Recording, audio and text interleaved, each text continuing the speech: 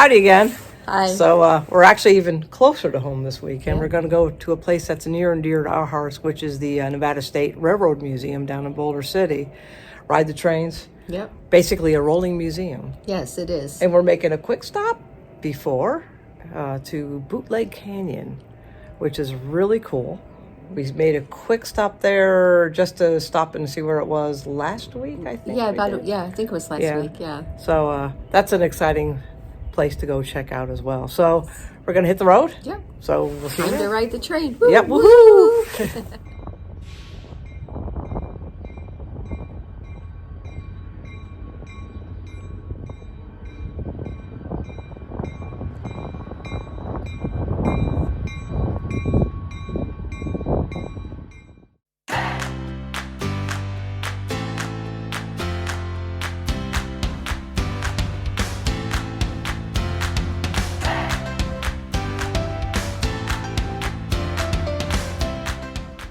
So we're on the caboose, the 3505 caboose, built over 100 years ago as well. And this is basically where the trainmen lived as they traveled. You see back here, their work desk, bunks, little stove. Yep, this is life on the railroad back in the day.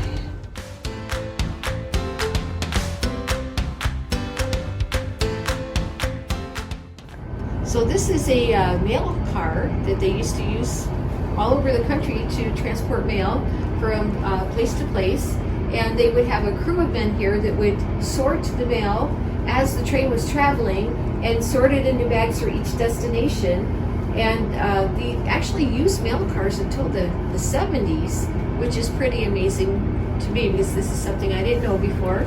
Then they would take these bags as they approach a station. There's like an arm that sticks off the side of the train, and they dangle the bag from the arm, and then whoever's at the platform, the train wouldn't even really stop at the station. They would grab the bag off the hook and then put another bag up there of mail to go out. So it's a lot of interesting information about these mail cars.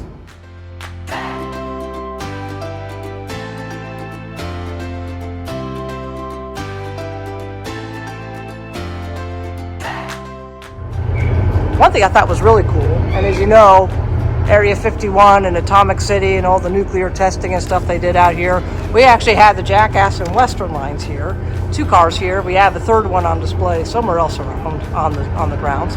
But we had locomotive L2 and L3, and these engines actually carried rockets to the Nevada test site. And basically, what they were supposed to do is transport the reactors and nuclear rocket motors from an assembly building to one of the 3 test stands and then back to the assembly building for deconstruction and evaluation. So the railroad here had a key part in the nuclear testing out in Las Vegas.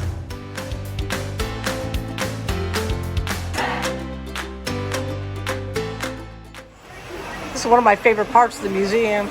They actually have the model trains and they are decked out. We started in New York. Airplanes, King Kong, Spider-Man, you name it. We got all the city stuff there. I think we move on to San Francisco, Lombard Street, and then we go on to Arizona. I tell you what, I feel like Gomez Adams from the Addams Family because I want to blow up bridges and stuff in here. But it's really cool.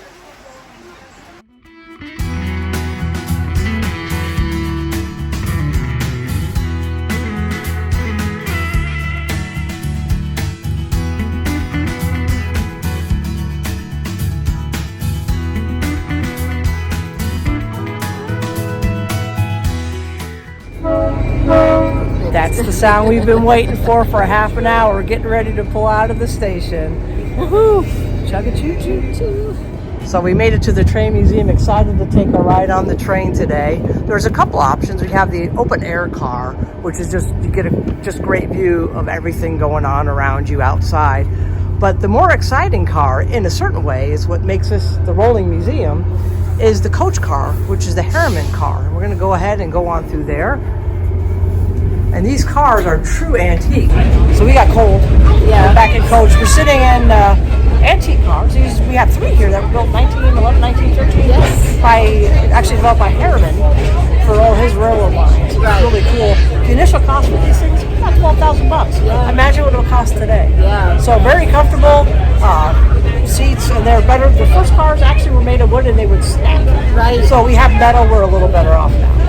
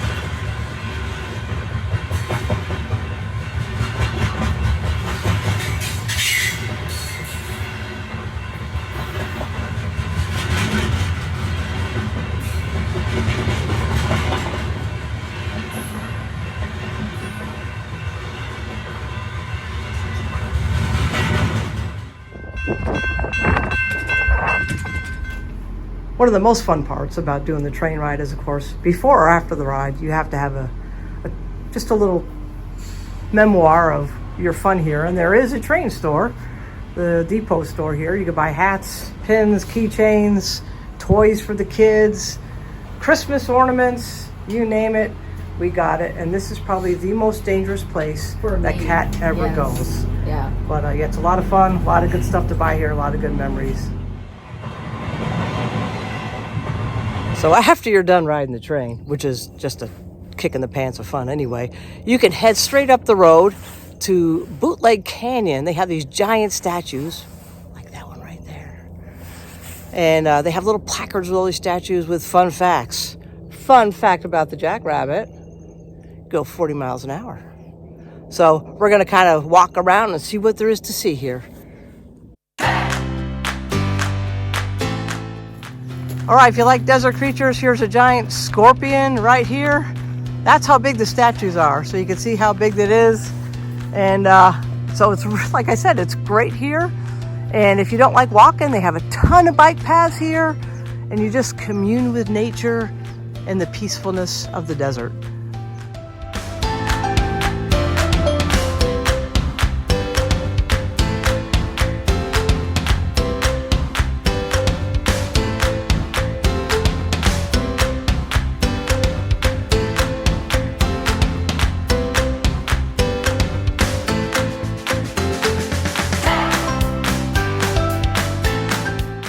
Road runner, if he catches you, you're through. Road runner, if he catches you, you're through. That coyote, surely a crazy clown. I don't know the rest. Oh, never mind. Road runner, in case you were curious.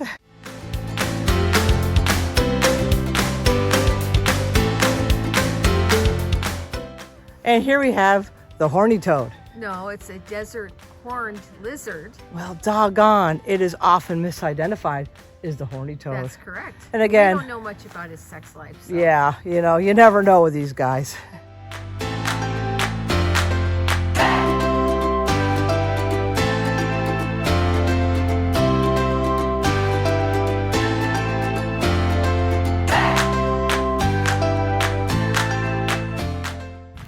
So at the top of the hill, and we're going to head back down again, is the tortoise. So I guess that does prove that the tortoise did beat the hare. Slow and steady. There you go.